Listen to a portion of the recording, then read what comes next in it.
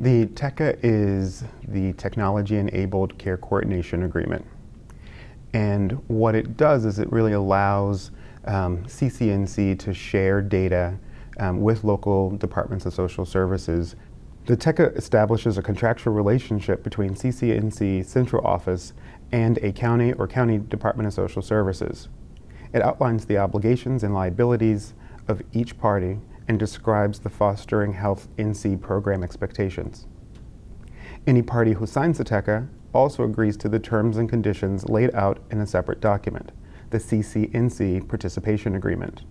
Once executed, the TECCA enables County Department of Social Services personnel working with children in foster care to view medical claims information via the CCNC's provider portal to gather and preserve medical history.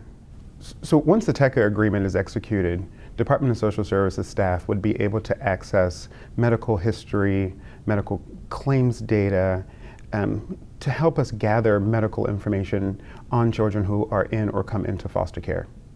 And what we know is that children who come into foster care oftentimes come with limited information. Having access to the provider portal gives us rather immediate access to a history that may take us a significant amount of time to put together. This allows us to continue with medical plans and medical care that's already in progress, as opposed to having to reinvent or piece together a medical history. Upon entry into care, Provider Portal enables caseworkers to review visit histories and care plans on each of their open cases, particularly valuable when a child's biological parents have been unable or unwilling to share information. If a child is not already a Medicaid recipient, when he or she comes into care, the Provider Portal kickstarts the capturing of key health information, including care plans established during early visits. The Provider Portal has the capability to store uploaded documents. This capability can be leveraged to preserve care plans established in the child's health summary forms. With health summary forms saved to the portal, the information can be retrieved easily by all members of the care team, even if the care team changes due to placement changes. The care team can continue executing the care plan instead of reinventing it. CCNC is interested in collaborating with DSS in the care of kids who are in foster care. So use of the provider portal gives an opportunity for caseworkers at DSS to gather some medical information on kids who come into their care. So on provider portal, they can see things like what medications the child may be on, who their specialists are, who their primary doc is, and whether or not they've had a care manager previously with CCNC. And so that's really invaluable for them to make some contact, again, with the care manager and with the practice that may have been taking care of the child. So it's a real opportunity for people to be able to communicate and share information about kids who are particularly vulnerable.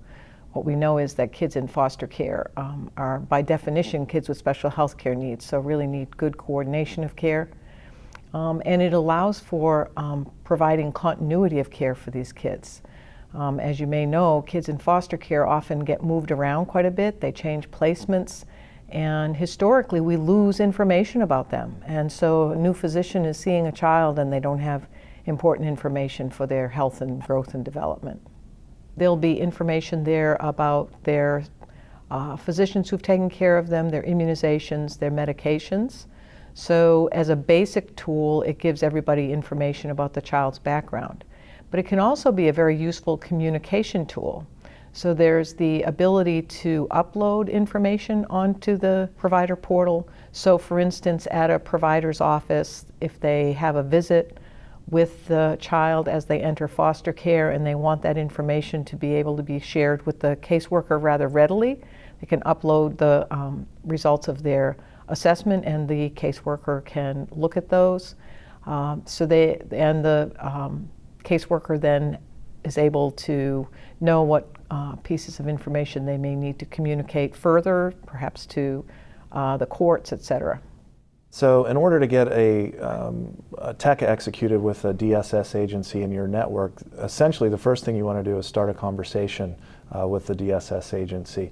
And this can happen in any number of ways, but I think two stick out in my mind, and that's the first is if you already have a relationship with your local DSS agency.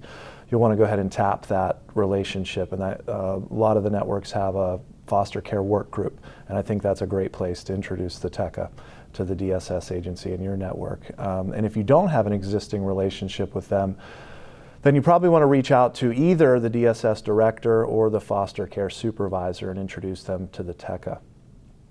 A great way to orient the DSS agency to the TECCA is through the North Carolina Peds website. They have a great resource library available, which in one document in particular, the TECCA FAQ, which is written with DSS as the intended audience, really walks through the purpose of the TECCA, the benefits of signing a TECCA, and the steps of execution.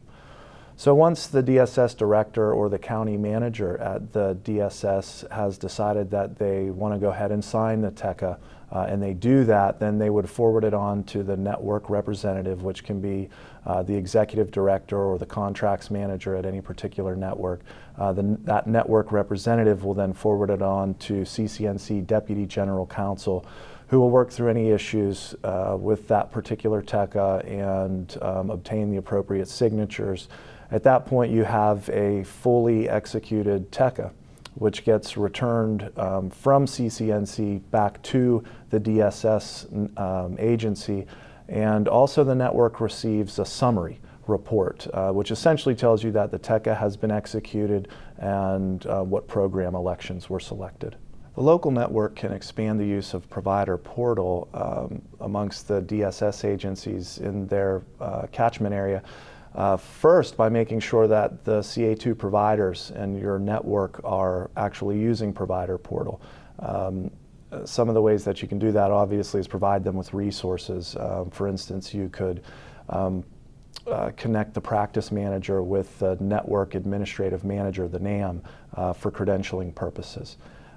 Assuming that the providers in your network are actively engaged in making use of provider portal, the next step is obviously you'd want to make sure that the DSS agency has executed a TECCA.